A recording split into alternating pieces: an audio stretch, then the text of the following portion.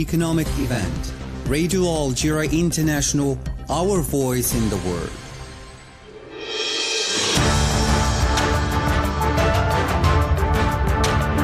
This is the English service of Radio Algeria International.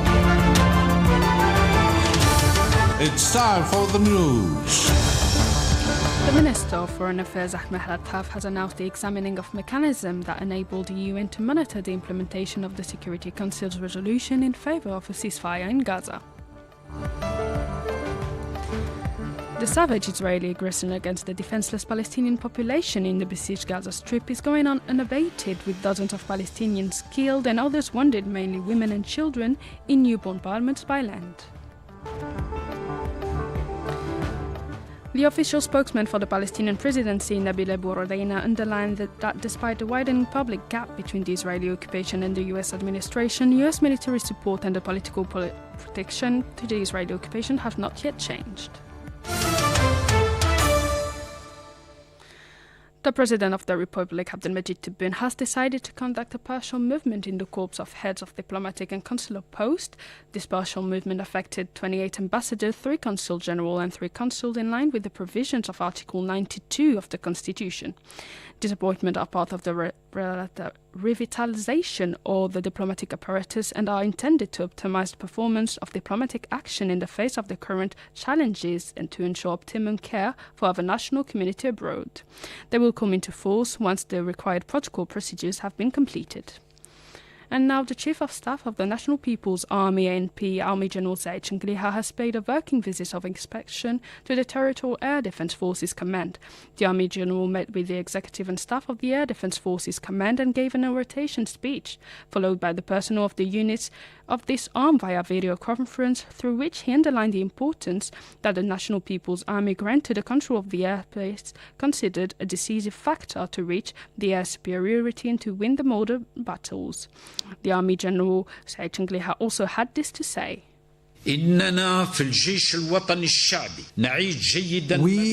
the People's National Army are well aware of the importance of the radical transformation that has taken place in the nature and the modern battlefield, in which the air has become undisputedly at the forefront of its theatres of operation, and thus this operational factor has become a representative of one of the most important decisive criteria that guarantees the way of all wars, not just winning battles.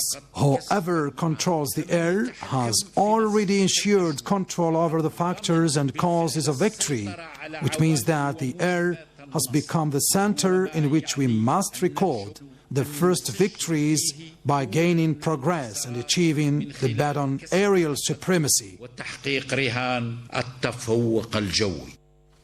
This was the Army General Said Changriha. The Minister of Foreign Affairs in the National Community Abroad, Ahmed Attaf, has said in Algiers that the case of the confiscation of the property of the Algerian embassy in Morocco is closed after Morocco has taken a decision deemed appropriate following Algeria's response on the subject. Ahmed Attaf declared that Algeria's sovereignty is in good hands and that this question was raised by the Moroccans and we responded to it, which led Morocco to take a decision that we consider appropriate and that the matter is thus closed. The Minister of Foreign Affairs in the National Community Abroad, Ahmed Attaf, has announced the examining of the mechanisms that enabled the UN to monitor the implementation of the Security Council's resolution in favor of a ceasefire in Gaza. More in this report by Majid Mila.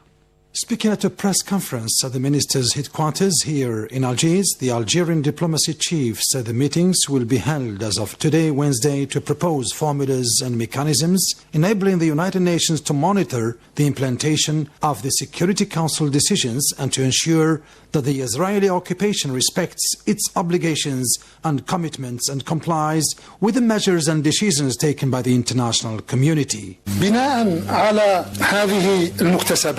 In line with the achievements made, in particular the resolution adopted by the UN Security Council, Algeria will pursue her efforts at the UN Security Council in line with the priorities set by the President of the Republic. From this point of view, the next steps will mainly focus on the following up of the implementation of this resolution, working out an immediate halt of the Israeli aggression on the Gaza Strip, and ensuring the delivery of humanitarian aid to the Palestinian people with neither restrictions nor conditions.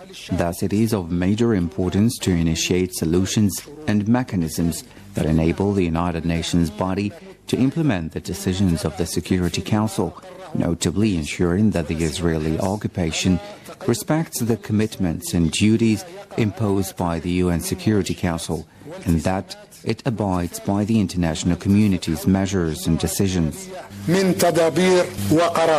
Mr. Attaf added that the talks at different levels will be held to ensure the implementation of the United Nations resolution and decisions. There will be talks, mainly talks behind closed doors, to discuss the necessary mechanisms to implement the resolution. Second, there will be further talks on another level that concern the parties to the conflict. Third, there will be talks with all organizations and institutions that will have a role to play in implementing this resolution.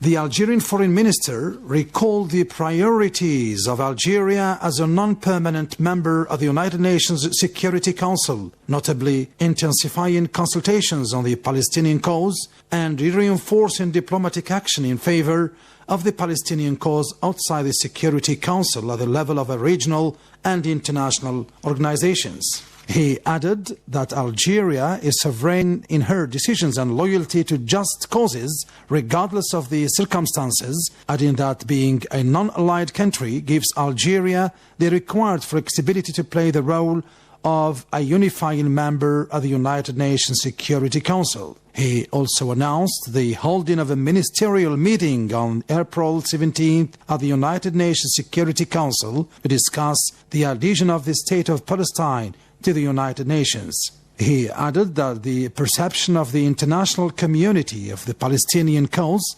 has evolved, stressing that the file of recognizing the State of Palestine is currently an open topic within the European Union. The National People's Assembly APN has described the adoption by the UN Security Council of a resolution calling for a ceasefire in the Gaza Strip as a historic achievement that should be marked in golden letters, welcoming the exceptional role played by the Algerian diplomatic mission to the United Nations in its favor. The APN expresses great satisfaction at this achievement, which crowned the sustained effort of the Algerian diplomacy despite international obstacles and connivance in line with the directives of the President of the Republic, who called for the Security Council relentlessly to assume its responsibilities towards the Palestinian people.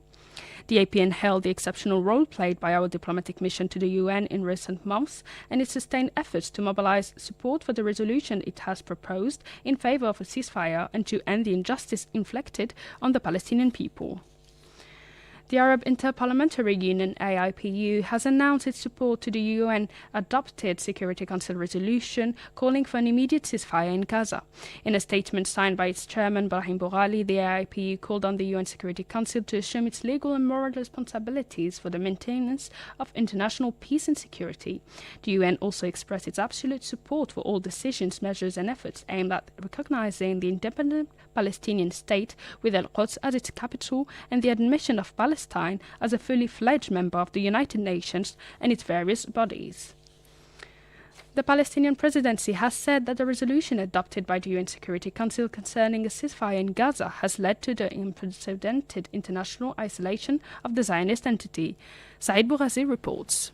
The official spokesman for the Palestinian presidency, Nabil Abu Rudaina, underlined that despite the widening public rift between the Zionist entity and the U.S. administration, U.S. military support and the political protection it provides to the occupation have not yet changed in such a way as to lead to the cessation of the aggression against our Palestinian people. Nabil Abu Rudaina called on the U.S. administration to take more serious and effective steps because he continued the real battle that needs to be addressed is not just the aggression against Gaza or the regional conflicts, but it is deeper and broader. Resolving a conflict that has lasted for decades requires, according to the spokesman for the Palestinian presidency, a change in American policy. On the initiative of Algeria, supported by the other elected members, the UN Security Council adopted on Monday, by a total of 14 votes in favor, a resolution demanding an immediate ceasefire in Gaza during the holy fasting month of Ramadan. This follows the proposal by the elected members of the Council Group of 10 for a new draft resolution after the failure of the American proposal last Friday. South African President Cyril Ramaphosa has welcomed the adoption of Resolution 2728 by the UN Security Council, which demands an immediate ceasefire in the Gaza Strip. President Ramaphosa said the international community should seize the opportunity presented by the Security Council resolution to create a firm foundation for a permanent ceasefire and the resumption of negotiations. Cyril Ramaphosa called on the United Nations Security Council to ensure that there is a compliance with the resolution, which is binding on the parties. The Colombian President Gustavo Petro has held the adoption of a UN Security Council resolution demanding an immediate ceasefire in Gaza, calling on the international community to cut off diplomatic relations with the Zionist occupier if the resolution is not respected. The project, presented at the initiative of Algeria, backed by the other elected non-permanent members of the Council, received 14 votes in favor and 1 abstention from the United States. The Cuban Minister of Foreign Affairs, Bruno Rodriguez, has said that the obstacles to the entry of humanitarian aid into the Gaza Strip as part of the Zionist genocidal plan against the Palestinian people. On his X account, the minister reported that 1 in 3 children under the age of 2 is currently suffering from acute malnutrition in northern Gaza, while 1.1 million Palestinians face catastrophic famine. The director of UNRWA, Philippe Lazzarini, revealed that the Zionist occupier would not allow any aid belonging to the agency to enter northern Gaza. On his X account, Lazzarini added that since this Sunday, the main artery of life of Palestinian refugees has been deprived of being able to offer this vital aid, stressing that by preventing the agency from fulfilling its mandate in Gaza, the clock is ticking even faster towards famine. The Israeli aggression against the defenseless Palestinian population in the besieged Gaza Strip, launched on October 7th, is going on unabated, with dozens of Palestinians killed and others wounded, mainly women and children, in new bombardments by land, sea and air on the 173rd day of the genocide. The toll of genocidal aggressions against the Gaza Strip has risen to 32,414 martyrs and 74,787 wounded since October 7. Said Boazi has more details in this report. Several Palestinians were killed and others injured in a bombardment by the Zionist occupiers that targeted a gathering near the El Mintar commercial terminal east of the city of Gaza. Occupation fighter jets also bombed a house in the El Daraj neighborhood of Gaza City, killing 2 people and wounding several others, the same source added. In addition, several Palestinians were injured following a bombardment that targeted a house near the Es-Susi mosque in the Ashati camp. In the north of the Gaza Strip, 1 Palestinian was killed and others injured when the occupation bombed a gathering of citizens as they tried to get help east of Beit Hanun. Another Palestinian was killed and others injured in artillery bombardment on the town of El Amel west of the Nusayrat camp in the center of the Gaza Strip. On Tuesday evening, a child was killed and others were injured in a Zionist strike that targeted a house east of Rafah, south of the Gaza Strip. Local sources reported that Aileen El Atamna was killed in an airstrike that targeted her family home in the El Junaina neighborhood east of Rafah. The death toll from the Israeli raid on a house sheltering displaced people north of Rafah rose to 19, including 9 children. The Zionist occupation forces also targeted a group of citizens while they were recovering bodies from under the rubble of a house in Nusayrat refugee camp in the central Gaza Strip, killing 2 people and causing injuries to several others. 2 Palestinians were killed and 7 others were injured following an Israeli drone bombing of a group of youth in the Jenin camp. The Ministry of Health said Hamza Arawi, 27, and Mohammed Nasser al-Sabti, 19 years old, from Jenin camp were killed after an occupation drone bombed a group of young men in front of a house in El Jamj neighborhood. With the killing of the 2 men, the death toll in Jenin raises to 3. UN Special Reporter Francesca Albanese has said that the Israeli occupation has violated 3 of the 5 acts listed under the UN Genocide Convention, including killing members of a specific group, causing serious bodily or mental harm, and deliberately inflicting conditions of life calculated to bring about its physical destruction in a whole and in part.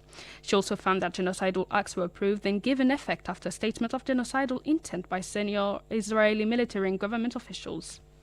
One of my key findings is that Israel's executive and military leadership and soldiers have intentionally distorted rules of international humanitarian law, distinction, proportionality and precaution in an attempt to legitimize genocidal violence against the Palestinian people by deliberately stretching the definitions of human shield, evacuation orders, warnings, safe zones, collateral damage and medical protection.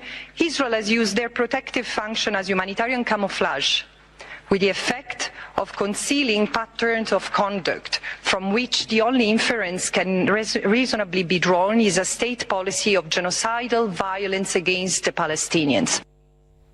That was UN Special Reporter Francesca Albanese. Addressing the Security Council on the Palestinian question, the Special Coordinator for the Middle East Peace Process and personal representative of the Secretary-General Tor Wensland said the devastating conflict in Gaza has continued alongside daily violence in the occupied West Bank. Jamal Silmani has the details. The UN coordinator for the Middle East peace process also said in Gaza the humanitarian impact of the hostilities has been devastating, with almost 1 million sheltering in Rafah. In Gaza, the humanitarian impact of the hostilities have been cataclysmic and is worsening daily. I'm extremely concerned by the possible nightmare of more than 1 million people being displaced again if Israel proceeds with its planned ground operations in Rafah. The world's leading experts on food insecurity also clearly document famine in the northern part of Gaza is imminent. Palestinians in Gaza are enduring horrifying levels of hunger and suffering. I call on Israel to fulfill its obligation under international law, including allowing and facilitating the rapid and unimpeded humanitarian access into and throughout Gaza. He was also alarmed by the level of humanitarian access, adding that Israel's restrictions affected negatively the response of the humanitarian organizations. Near daily Israeli denials of and delays of coordination of movement, including detention of humanitarian workers and ineffective deconflicting mechanisms, and the lack of approval of adequate communication equipment and armed vehicles, makes humanitarian work extremely dangerous. Aid convoys continue to face attacks, damaged roads and unruly mobs amid a security vacuum. Some progress was made on the maritime corridor from Cyprus, with the first shipment arriving on 15 March, alongside opening of an access point in the north of Gaza. Tor Wensland said the international humanitarian law cannot be applied selectively. It applies to all parties to a conflict at all times, and the obligation to comply with it does not depend on reciprocity. He was also alarmed by the expansion of Israeli illegal settlements. I remain deeply troubled by the relentless expansion of Israeli settlements in the occupied West Bank, including East Jerusalem. The ever-expanding settlement footprint, including outposts, further entrenches the occupation, while severely impeding the exercise by Palestinian people of its rights to self-determination. I reiterate that all Israeli settlements in the occupied West Bank, including East Jerusalem, have no legal validity and are in flagrant violation of international law. That was the Special Coordinator for the Middle East Peace Process and personal representative of the Secretary-General, Tor Wensland. The Secretary-General of Amnesty International, Agnes Kalama, has said that the UN resolution adopted by the Security Council on Gaza must be accompanied by a change in political pressure, stressing the need to impose an immediate and complete arms embargo on the Zionist entity. The Secretary-General said in a statement that this resolution is long overdue, but it is essential that it be implemented immediately and that it led to a lasting ceasefire. That's it for our news bulletin. I invite you now to listen to this cultural program presented by my colleague Asya Bakkar.